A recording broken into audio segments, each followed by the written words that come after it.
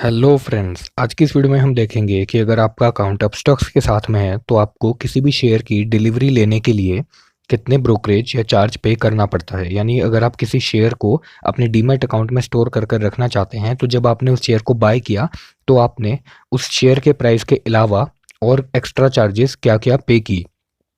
अपस्टॉक से क्लेम करता है कि वो आपको डिलीवरी कोई भी ट्रेड के लिए जिसकी डिलीवरी ली है शेयर की आपने, कोई ब्रोकरेज वो अपस्टॉक्स नहीं चार्ज करता, बल्कि जो भी फीस या चार्ज कटता है वो जो रेगुलेटरी बॉडीज़ हैं, फॉर एग्जांपल सेबी या जीएसटी हो गया सरकार की तरफ से, ये जो ऑर्गेनाइजेशंस हैं ये आपसे चार्ज करती हैं। तो हमने यहाँ पे एक हाइपोथेटिकल सिचुएशन ली है जहाँ पे हमने डिलीवरी के लिए सिलेक्ट किया है रिलायंस को और जो हमने बाय किया है बॉम्बे स्टॉक एक्सचेंज से।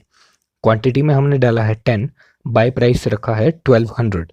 तो आप यहाँ नीचे देख सकते हैं कि आपको इस ट्रेड के लिए ब्रोकरेज कुछ भी नहीं देनी पड़ी, पर अदर चार्जेस आपको लगे 12 रुपये और 41 पैसा। ब्रेक इवन अभी आप इग्नोर कीजिए, मैं आपको समझाऊंगा इसी वीडियो में आगे चल के। तो हम पहले अदर चार्जेस का ब्रेकअप देखते हैं। तो इसकी ब्रोकरेज है 0, एसटीटी लगा यानी कि सिक्योरिटी ट्रांजैक्शन टैक्स 12 रुपये का, ट्रांजैक्शन चार्जेस लगे 0.33, क्लियरिंग चार्ज कुछ नहीं, जीएसटी लगा है 0.06, स्टैम्प ड्यूटी कुछ नहीं लगी, टर्नओवर फीस सेबी की 0.02। तो टोटल टैक्स एंड चार्ज हमारा मिला के हो गया 12 रुपये और 41 पैसा। तो जब आपने बाय किया उस शेयर को तो उस शेयर के पैसे तो आपने दिए ही दिए 12,000 रुपये, लेकिन आपने उसके साथ में 12 रुपये 41 पैसे एक्स्ट्रा भी पे किए, जो कि आपको टैक्सेस एंड चार्जेस के रूप में आपके अकाउंट से डेबिट हो जाएंगे। तो अब हम समझते हैं कि ब्रेक इवन का क्या मतलब है। तो देखिए, सिंपल सी बात है, आपने अगर शेयर खरीदा 1200 पे, एक शेयर की बात करें, एक शेयर 1200 पे खरीदा और अगर आप उसको कम से कम 2 रुपये 50 पैसे एक्स्ट्रा यानी कि 1202 रुपये 50 पैसे पे जब आप बेचेंगे तो जो आपको ये अदर चार्जेस लगे हैं इसको काटने के बाद आपका price net P and L nil हो जाएगा। मैं आपको समझाता हूँ। फॉर एग्जांपल, हमने यहाँ पे प्राइस डाला 1205, यानी हमको हर शेयर पर कितना प्रॉफिट हो रहा है, 5 रुपए का। क्वांटिटी है 10, तो 50 रुपीज़ का हमारा प्रॉफिट होना चाहिए। बट यहाँ देखिए, आप अदर चार्जेस आपको कटेंगे 24 रुपये एंड 87 पैसा, और आपका 50 में से ये जब कट जाएगा तो आपका प्रॉफिट एंड लॉस बचेगा सिर्फ 25 रुपये।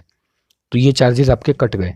अब इसके चार्जेस कटने के बावजूद भी आपका पी एंड एल प्रॉफिट दिखा रहा है 25 रुपये का। तो ब्रेक इवन का मतलब है, ब्रेक इवन पॉइंट है 2.49, तो मैं इसको समझता हूँ कि मैंने 1202.49 पर सेल किया। तो अब आप देखिए, आपको अप्रॉक्सीमेट प्रॉफिट इस ट्रेड से होगा और जो चार्जेस कटेंगे उसके बाद आपका नेट पी एंड एल 0 हो जाएगा, तो उसको हम बोलेंगे ब्रेक इवन।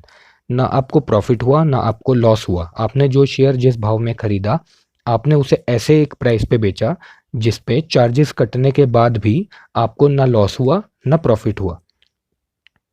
अब मान लीजिए मैं इसको कम में बेचता, अगर 1200 में खरीदा और मैंने इसको 1199 में बेचा होता, तो देखिए, पहली बात तो 1 रुपये हमने कम में बेचा तो ऑटोमेटिकली हमको 10 रुपये तो वैसे ही लॉस हो गया। अब उस 10 रुपये में आप ही अदर चार्जेस भी ऐड कर लीजिए 24 रुपये, तो आप देखेंगे कि आपको टोटल जो लॉस हो गया वो हो गया -34 रुपये और 80 पैसे का, क्योंकि हमने ब्रेक इवन पॉइंट मीट नहीं किया। ओके, तो आई होप आपको ये चीज़ समझ आई होगी। Thanks for watching.